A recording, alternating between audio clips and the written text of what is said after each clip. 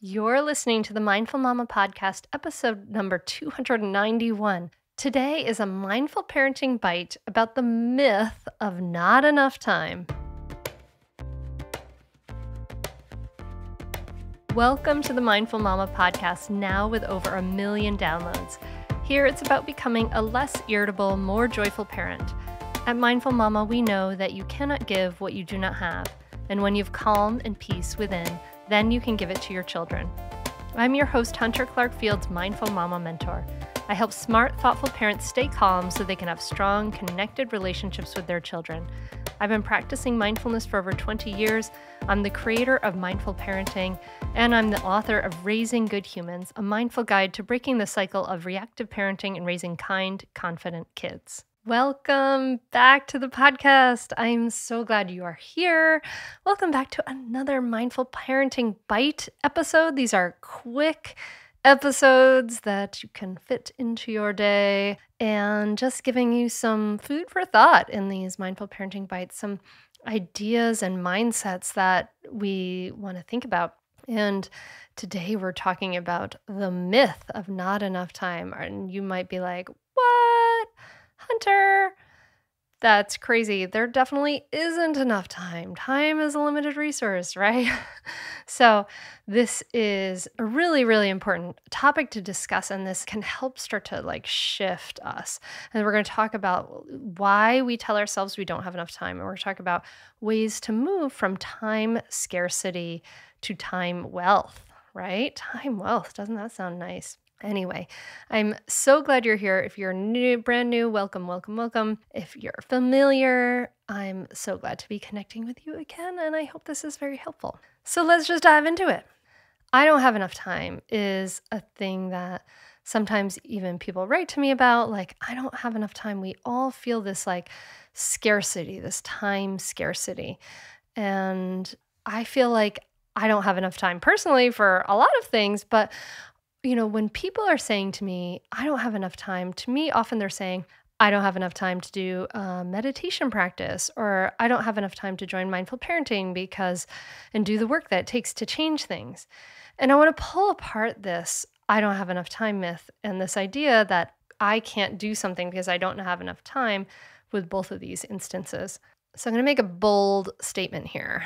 And that is that I don't have enough time, that thought, and that is really the fear of something new. It's really the fear of, will I really be able to do this?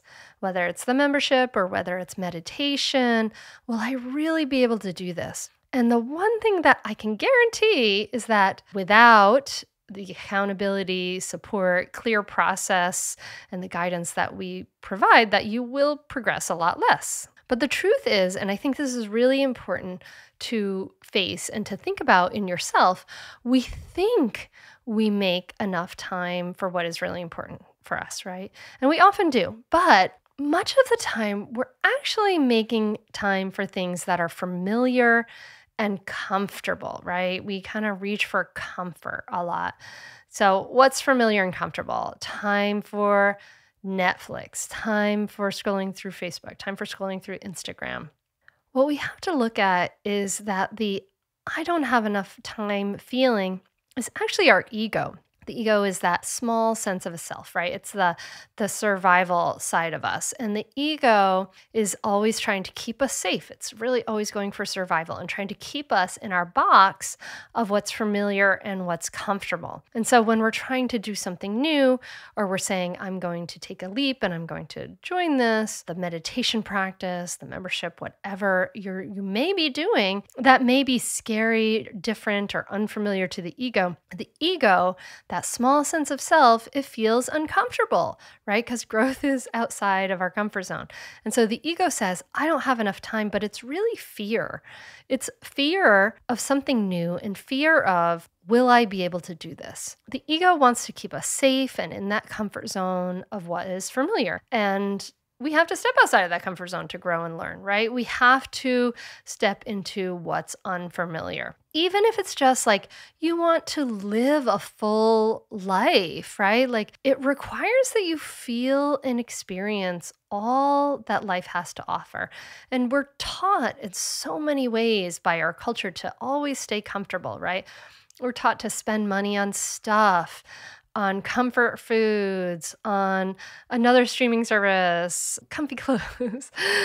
We're taught to spend money on comfort and to feel more comfortable and really like never feel uncomfortable. And so to take a leap and do something new, it's a little scary, it's a little uncomfortable. What if I won't be able to do it? That's vulnerability. So I just want you to check in with yourself the next time you hear yourself saying, I don't have enough time. And I want you to ask yourself, is that really true? Is that really true? As far as meditation goes, if you have 5 minutes to hang out on Instagram or hang out on Facebook, you have 5 minutes to meditate. I've worked with moms who have infants and we figure out a way to meditate. So you can do it. As far as the mindful parenting membership goes, I recently completed a whole mindfulness teacher certification program where we had 70 modules that were teachings of at least an hour long. It was a lot of time. In mindful parenting, we know that you're a busy parent and we make sure everything is as bite-sized and small as possible in the 8 modules. And we break them up into small bits because we understand what it's like to have life with kids, right? Like these things can be done in small chunks if we choose, but we have to kind of start to choose growth over comfort. And we don't want to always do that. You have to have comfort to grow. You got to sometimes choose growth over comfort. So not enough time. Is it true? I want you to ask yourself, is it really true? And then perhaps we can even move from this kind of time scarcity thinking into time wealth thinking, right? I love the idea of time wealth. I tell myself all the time, I have more than enough time for everything important. I have more than enough time for everything important. And so I have 8 ways that you can move from time scarcity to time wealth. Here we go. So I want you to think of these as the North Stars to aim at. Whenever you have a choice point, you aim towards time freedom, okay? These are the North Stars. You may not be able to do all of them right away, so take what you want and just toss the rest. Number 1, say no to requests. I know that we can go back and do life again, which is great. And it's wonderful to volunteer at your school, but you don't have to do everything and you shouldn't feel badly for saying no.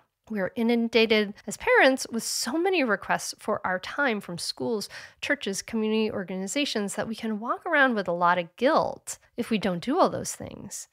Are you an obliger or a people pleaser? Are you always putting someone else's needs before your own? Then you're probably constantly feeling stressed, busy, and have big feelings of not enough time. So start saying no.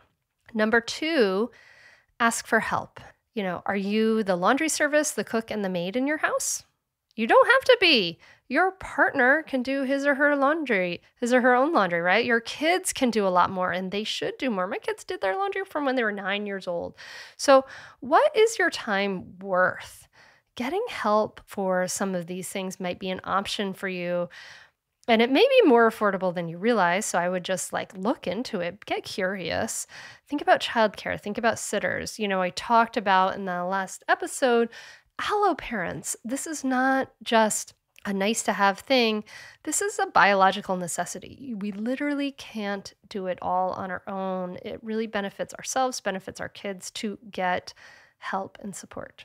Number 3, shorten your commute or work from home. And I don't know, I'm knocking on wood. Hopefully that during the pandemic, you were able to do that. Maybe that happened for you. And if not, ask. Nothing ventured, nothing gained. When I went to graduate school, my husband, he wasn't my husband then, but he moved with me to Boston. He said to his work, hey, I'm going to another city. I'd like to work remotely from home. Is that okay? And it worked. He's been at that same place ever since. So number 4, put boundaries on your availability. I don't work at night. I don't check email before I go to bed, right? You can do that too. Stop giving everyone else your time. Number 5, Block out downtime on your own calendar. Put things in your calendar that take care of your needs first. Number 6, give yourself some more time. Take a weekly Sabbath break from screens and social media. Social media and our screen time, they perpetuate a culture of comparison and distraction. The images you see are like the best from everyone else. They're not indicative of the whole scope of real life, right? Social media is a time suck. It takes away from your real life. So take a break. I know what it's like. I get sucked into Instagram, but it's so good for me to have my screen-free Sunday where I just put it away. And it feels a little weird. It's okay. It's okay. Number 7 is mindfulness meditation, right? Because when you're constantly improving your life, work, relationships, getting all the different things done, going from thing to thing, you're going to feel stressed and you might feel anxious. And mindfulness is a strategy from directing yourself away from self-incriminating thoughts. It's a practice of paying attention to your own body, your mind, your surroundings in a non-judgmental manner. You're steadying your heart, you're steadying your mind, you're steadying your nervous system. Even if you only have a few minutes a day for it, the change in your mental and physical health is palpable. And it kind of adds more time to your life because you become more focused, which is amazing. And there's so many benefits for, putting a little mindfulness into your daily routine, even if it's just a couple of minutes, right? Mindful people are able to bounce back faster from low moods. They spend less energy and time on negative thinking. They also tend to be more resilient against depression, anxiety, and other mental health problems. Mindfulness can even help you feel more creative and thoughtful about your work and your relationships. So, you can do a little practice every day. And then finally, number 8 tip for some more time wealth is to make your time your most valuable resources. You need to value yourself. We have just this one precious life, and how you live each day is how you live your life. This is it, right? So if you are living your days in the way that you want to live your life, that's great. Bravo. I'm so thrilled. If not, where can you start to make a change? Maybe it's saying no, asking for help, putting boundaries on your availability, right? Taking that Sabbath break. And then finally, use my little mantra, right? There's more than enough time for everything important. I believe that's true. I really do. And as I've said this to myself in my life, it's become more and more true. So take that on. And then ask yourself, right, if this idea of there's not enough time in my life, interrupt that. Ask yourself, is it really true? Is it really that, that small ego? Is it that fear? And if not, it's time to start to make some steps towards time wealth. It's possible. So I wish you small bit by bit changes towards this new time wealthy future. And I hope it's been helpful. I hope it's been helpful to share this. Sometimes we get stuck in kind of closed thinking, fearful thinking, just clenched up thinking. And I hope that this episode has just opened up some possibility. That only thing that is constant in life is change, and change is happening for you right now. Change is happening for you. And, we can make these changes towards the direction we want, or we can tell ourselves the story that we're stuck. So don't tell yourself the story that you're stuck. Stop telling yourself the story that you don't have enough time, and start to tell yourself that there's more than enough time for everything important. And it'll start to become more and more true in your life too. I hope this has been helpful. I'm wishing you a beautiful week. I'm wishing you some downtime, some free time, all that stuff. Thank you so much for listening. Namaste. So I think prior to mindful parenting, I'd definitely say I was very reactive with my children. As much as any parent doesn't want to admit this, I would yell at them and then I would feel really guilty afterward. I think that's where I really felt like I needed some help. I really see an ongoing change. It's been a really positive influence in our lives. Since I took the course, I've still been able to implement things that I learned through it. Even though you're training and you're learning and you're studying through the 8 weeks, we're still able to retain that information and then utilize it. I'd say definitely do it. It's really helpful. It will change your relationship with your kids for the better. It will help you communicate better. I'd say communicate better as a person, as a wife, as a spouse. It's been really a positive influence in our lives. So definitely do it. I'd say definitely do it. It's really helpful. It will change your relationship with your kids for the better. It will help you communicate better. and just, I'd say, communicate better as a person, as a wife, as a spouse. It's been really a positive influence in our lives. So definitely do it. I'd say definitely do it. It's so worth it. The money really is inconsequential when you get so much benefit from being a better parent to your children and feeling like you're connecting more with them and not feeling like you're yelling all the time or you're like, why isn't things working? I would say definitely do it. It's so worth it. It'll change you. No matter what age someone's child is, it's a great opportunity for personal growth and it's a great investment in someone's family. I'm very thankful I had this. You can continue in your old habits that aren't working, or you can learn some new tools and gain some perspective to shift everything in your parenting. Are you frustrated by parenting? Do you listen to the experts and try all the tips and strategies, but you're just not seeing the results that you want? Or are you lost as to where to start? Does it all seem so overwhelming with too much to learn? Are you yearning for a community of people who get it, who also don't want to threaten and punish to create cooperation? Hi, I'm Hunter Clark-Fields, and if you answered yes to any of these questions, I want you to seriously consider the Mindful Parenting membership. You'll be joining hundreds of members who have discovered the path of mindful parenting and now have confidence and clarity in their parenting.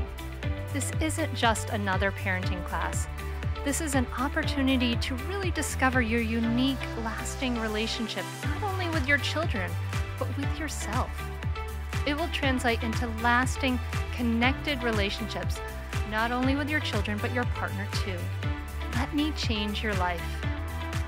Go to mindfulparentingcourse.com to add your name to the waitlist, so you will be the first to be notified when I open the membership for enrollment. I look forward to seeing you on the inside. mindfulparentingcourse.com.